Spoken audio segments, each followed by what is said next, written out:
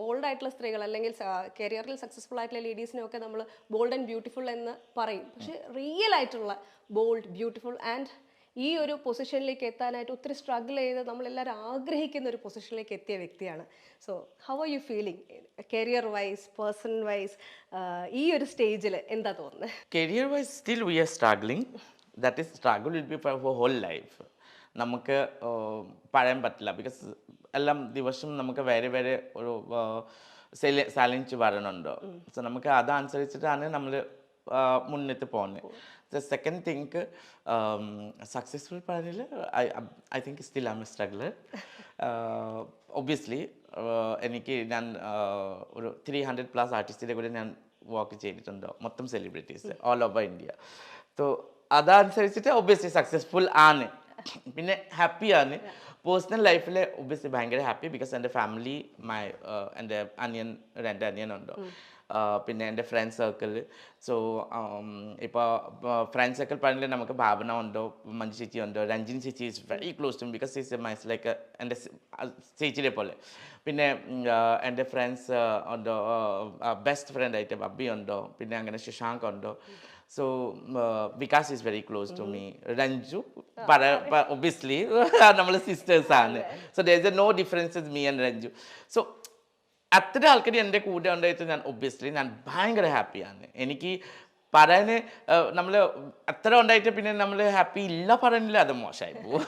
എന്നാൽ എവിടെയൊക്കെ ഒരു വിഷമമുണ്ടല്ലേ? അത് കാരണം ഈ പറഞ്ഞ ഡയലോഗിൽ നിന്ന് ഞാൻ മനസ്സിലാക്കുന്നു, ഏറ്റവും കൂടുതൽ നമ്മൾ ലൈഫിൽ വിചാരിച്ച പോലെ എല്ലാ കാര്യങ്ങളൊക്കെ പോകുന്നത്. നമ്മൾ ഒരു ചൈൽഡായിരിക്കുന്ന സമയത്ത് നമ്മൾ ഭയങ്കര ഹാപ്പി ആയിരിക്കും. പക്ഷേ റിയാലിറ്റി ഓഫ് ലൈഫിലേക്ക് എത്തുന്ന സമയത്ത് നമ്മുടെ ഉള്ളിലൊരു ഇൻറ്റേർണൽ കോൺഫ്ലിക്റ്റ് ഉണ്ടാവുന്നുണ്ട്. സൊസൈറ്റിയിലേക്ക് നമ്മൾ ഒരു വ്യക്തി എന്നുള്ള രീതിയിൽ ഇറങ്ങുന്ന സമയത്ത്. ബട്ട് ജാനിനെ സംബന്ധിച്ചിടത്തോളം ജാന് പോകേണ്ടി വന്ന ആ ഒരു മെൻ്റലായിട്ടുള്ളൊരു സ്ട്രഗിൾ എന്ന് പറയുന്നത് എത്രയൊക്കെ മനസ്സിലാക്കുന്നു എന്ന് പറഞ്ഞാലും അതിനൊരു ലിമിറ്റ് ഉണ്ടല്ലേ? ഞങ്ങളൊക്കെ സാധാരണ ആൾക്കാർ പറയുമ്പോൾ ഏറ്റവും ആ ഒരു ഇനീഷ്യൽ ഡേയ്സ്, അതായത് കുഞ്ഞിലെയുള്ള സമയത്ത് എങ്ങനെയായിരുന്നു മൈൻഡിനെ കൺട്രോൾ ചെയ്തിരുന്നത് ഈ സിറ്റുവേഷൻസിലൊക്കെ വരുമ്പോൾ?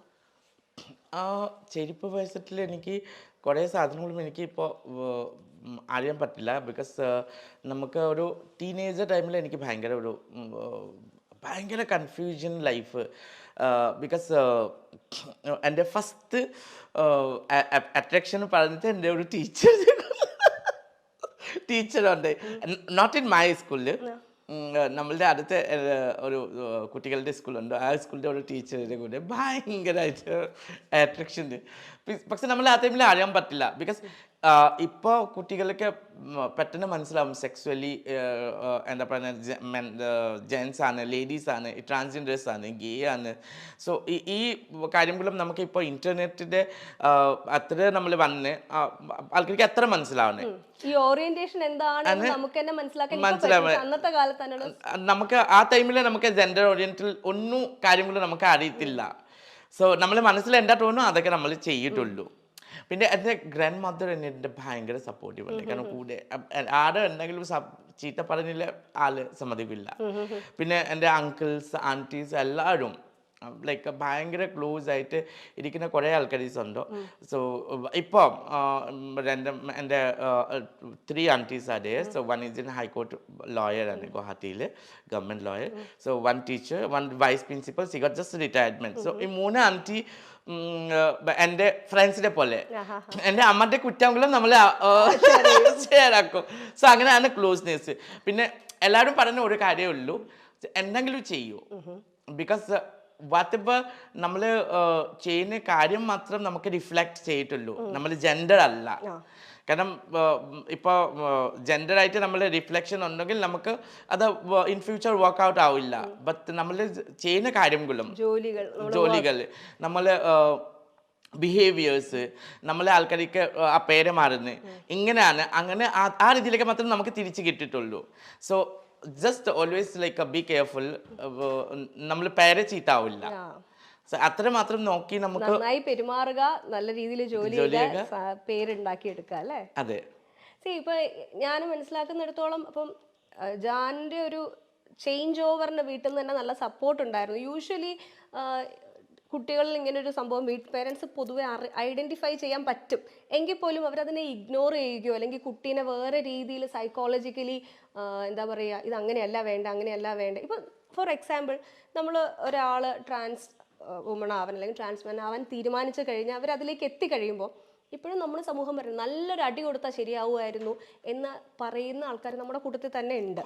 അപ്പൊ ഇത് നോർമലി എല്ലാരും ചെയ്യുന്ന കാര്യമാണ്. അങ്ങനത്തെ എന്തെങ്കിലും ഒരു സിറ്റുവേഷൻ ഉണ്ടായിട്ടുണ്ടോ ജാന്റെ ലൈഫിൽ? എൻ്റെ അമ്മ അടിക്കട്ടെ കുറെ അടിക്കട്ടെ ബിക്കോസ് നമുക്ക് പറയാൻ പറ്റില്ല 5 finger is never same. There is lots of differences is there because my brother my younger brother second one when he is going to school so അവന്റെ ഫ്രണ്ട്സ് കുറെ പറയും ഇങ്ങനെയാണ് നിന്റെ ചേട്ടന് പറയുന്നത് പിന്നെ ചേച്ചിനെ പോലെ അങ്ങനെ മനസ്സിലാവില്ല അവനെ വീട്ടിൽ വന്നിട്ട് പ്രശ്നമാക്കും പിന്നെ മമ്മിക്ക് ദേഷ്യം വന്നിട്ടില്ല മമ്മി എന്നെ അടിക്കും പക്ഷെ അച്ഛന് ഓപ്പോസിറ്റ് അച്ഛൻ പറയാൻ അങ്ങനെ ചെയ്യണ്ട കുട്ടികൾ അച്ഛന് ഇന്ന മുതല് നമ്മളെ 3 കുട്ടികൾക്ക് ആർക്കും അടിച്ചിട്ടില്ല ദേഷ്യം എത്ര ദേഷ്യം പിടിക്കില്ല അച്ഛന് എന്തെങ്കിലും വേണോ അത്രേ ഉള്ളൂ അത്ര ആ ചിരിക്കും പക്ഷെ മമ്മി ഭയങ്കര അടി പിന്നെ കുറച്ചായിട്ട് മമ്മി എൻ്റെ ആൻറ്റി അങ്കിൾസ് എല്ലാവരുടെ കൂടെ പഠന കാരണം സൊസൈറ്റി നമ്മളെല്ലാവരും കാര്യങ്ങളും കേട്ടിട്ട് ജീവിക്കാൻ പറ്റില്ല. ഇത് ഏത് ഏജിലാണ്? അതൊരു എൻ്റെ 10, 11, 12 എക്ദം ടീനേജ് എനിക്ക് എൻ്റെ മെയിൻലി എൻ്റെ ലൈഫിൻ്റെ ഒരു ടേണിംഗ് പോയിന്റ് പറഞ്ഞില്ല ഈ ബേസിക്കലി നമ്മളുടെ ഓറിയന്റേഷന് വേണ്ടി. പിന്നെ എൻ്റെ അച്ഛൻ റെയിൽവേയിലാണ്. സ്കൂളിലെ എനിക്ക് അടുത്ത സ്കൂളിലെ ആ teacher he is also very young and after MA he was very handsome. Very handsome. So like we always look from that window. So നമ്മൾ ഈ എൻ്റെ കൂടെ ഇരിക്കുന്ന കുട്ടികളെ ഉണ്ടായി സോ നമ്മൾ എല്ലാ ടൈമിൽ പോയിട്ട് നോക്കുന്ന ഓടുന്ന ആള് വരും സോ അങ്ങനെ ഈ കുട്ടി നമ്മളുടെ ഫ്രണ്ട്സിൻ്റെ കൂടെ സംസാരിച്ച് അതാ എൻ്റെ മമ്മിയുടെ സഭയിലേക്ക് കിട്ടി കഴിഞ്ഞിട്ട് മമ്മി എന്നെ അടി സൂപ്പർ അടി ജന്മത്ത് മറക്കാത്ത രീതിയിലുള്ള അടി കിട്ടി എൻ്റെ അച്ഛന് കാണാനെ അങ്ങനെ അടിക്കണ്ട പറഞ്ഞിട്ട് സോ നൈറ്റ് ഞാൻ വിശ്വസിച്ചു പിന്നെ ഈ അമ്മ അച്ഛനെ സംസാരിക്കുന്ന ഞാൻ രാത്രി കെട്ടി അച്ഛന് പറഞ്ഞ കുഴപ്പമില്ല ഒരു 2-3 മാസമേ ഉള്ളൂ +2 കഴിഞ്ഞിട്ട് ഞാൻ എൻ്റെ കൂടെ കൊണ്ടുപോയിക്കൊള്ളാം അവിടെ കാരണം എൻ്റെ അച്ഛൻ ഹിൽ സ്റ്റേഷനിലാണ് ജോലി NC ഹിൽസിൽ last time might be you people had to seen it that Haflong പറഞ്ഞിട്ട് ഒരു ലാൻഡ് സ്ലൈഡിങ് ആയിട്ട് മൊത്തം റെയിൽവേ സ്റ്റേഷൻ പോയല്ലേ അങ്ങനെ ഒരു ന്യൂസ് ഉണ്ട് അത് ഇപ്പോൾ ഉണ്ടോ ആ ഫ്ലഡ് ടൈമിൽ so I think it's last year so ആ സ്റ്റേഷനിലാണ്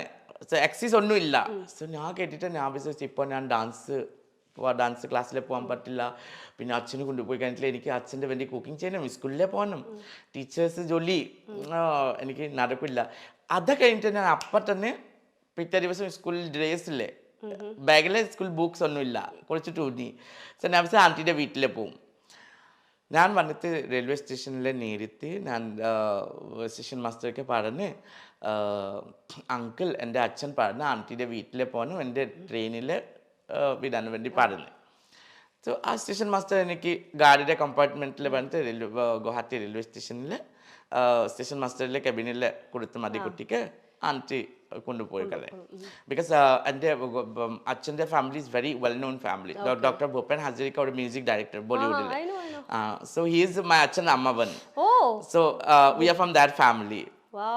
വലിയ ലക്ഷറി ലൈഫാണ് ജാൻമണി സ്വപ്നം കാണുന്നത്. വലിയ ഒരു ബംഗ്ലാവ്, കോടികൾ വിലമതിക്കുന്ന വീടിന് മുന്നിൽ നിരന്നു കിടക്കുന്ന കാറുകൾ. ഏത് കാർ വേണോ നമുക്ക് ഇഷ്ടമുള്ള കാർ എടുത്തുകൊണ്ട് ഷോപ്പിങ്ങിന് പോകാം, പൈസ നോക്കാതെ ഷോപ്പ് ചെയ്യാം, സ്വർണം വാങ്ങുക. തനിക്ക് ആഗ്രഹമുള്ളപ്പോഴൊക്കെ തനിക്ക് സാരിയും സ്വർണവും വാങ്ങണം. അതാണ് തൻ്റെ ഏറ്റവും വലിയ ഡിമാൻഡ് എന്ന് ജാൻമണി പറയുന്നു. എന്നാൽ വിവാഹം കഴിക്കാൻ തനിക്കൊരു പ്രശ്നമുണ്ട്. കാരണം തൻ്റെ മുറിയിൽ വേറൊരാൾ കയറുന്നതോ തൻ്റെ കട്ടിലിൽ വേറൊരാൾ കിടക്കുന്നതോ തനിക്ക് ഇഷ്ടമല്ല.